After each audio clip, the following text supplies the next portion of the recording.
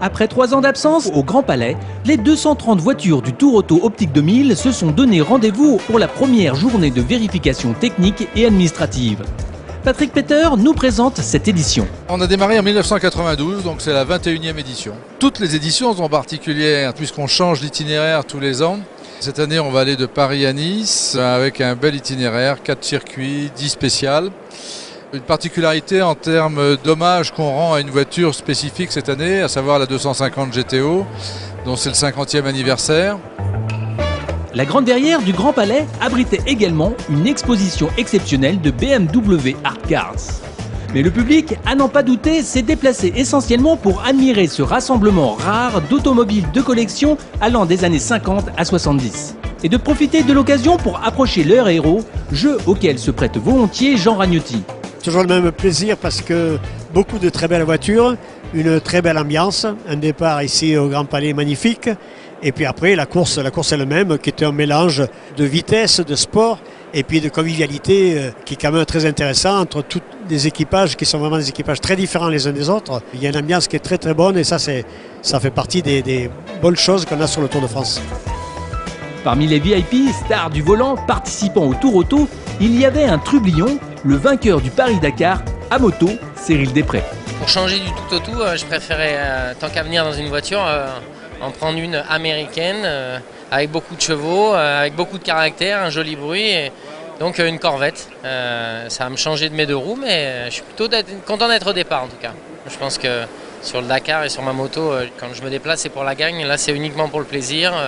Et honnêtement, après s'être arrêté l'an dernier à quelques kilomètres de Biarritz, cette année, on a une chose en tête avec Antoine, mon copilote, c'est d'arriver à Nice. On va voir la plage, la promenade des Anglais et on sera très content. Nous voici à Charade pour l'épreuve circuit de l'étape Aix-les-Bains-Clermont-Ferrand du Tour Auto. Et avant tout, les concurrents pointent. Dans les temps, quand ils rentrent en assistance, ils pointent une fiche avec un temps. Ils ont 15 minutes pour faire assistance et ensuite ils ressortent du parc d'assistance pour aller en pré-gris. Voilà.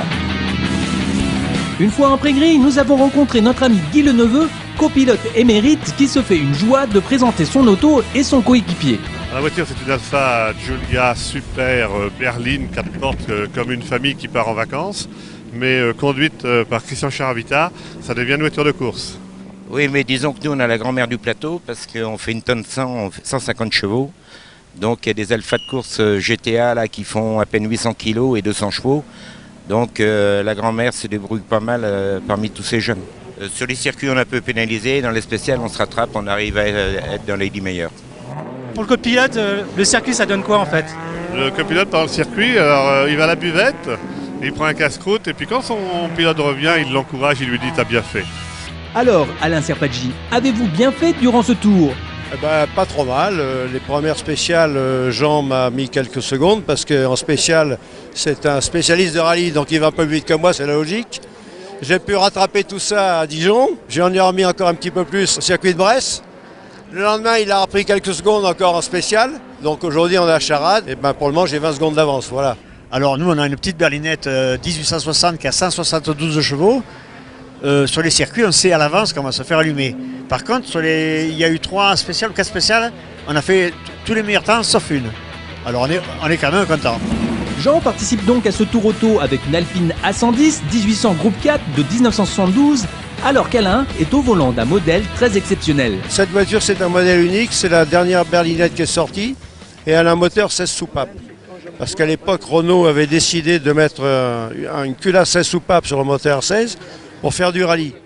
Après, la politique a changé, ils sont venus au circuit, donc le programme rallye est tombé à l'eau, et donc cette voiture n'a jamais couru, n'a pas été développée en fait. Alors ça fait 4 ans avec le propriétaire qu'on se bagarre pour la développer, et là on y est arrivé, ça commence à marcher et on l'a fiabilisé en plus. Voilà. C'est une voiture aussi qui est triangulée derrière, à l'inverse des berlinettes. C'est-à-dire qu'elle a un train arrière complètement réglable comme une monoplace. Donc c'est une voiture qui est peut-être un petit peu moins agile dans les spéciales très serrées, mais qui est bien dans le rapide et en circuit particulièrement. Alain Serpaggi nous démontre cette vélocité sur le circuit de Charade en décrochant la première place du podium du plateau 5. Revenons avec lui sur cette épreuve. J'ai d'abord pris un très bon départ, parce que la première épingle, je sors deuxième juste derrière la Ligier, parce que je voulais absolument ressortir devant les Porsche, parce que j'ai dit sinon ils vont me gêner. Et puis en ligne droite, ils sont plus rapides, alors ils vont me rattraper après. Donc ce que j'ai réussi à faire, j'ai maintenu la deuxième place assez longtemps devant la Porsche 910. Et puis il est arrivé à me doubler quand même, c'est normal parce que la voiture est beaucoup plus puissante. Alors j'ai dit bon ben on finira troisième, c'est pas mal.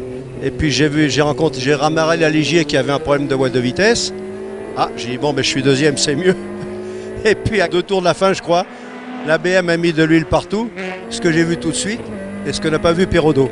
Et dans la descente, il a freiné en plein sur la trajectoire sur l'huile, donc il est parti dans le bac à sable et voilà. Alors j'ai dit ben, j'ai gagné la course, voilà.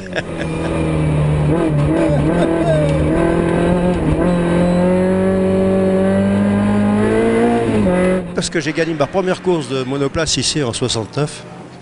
Alors ben, ça me fait plaisir.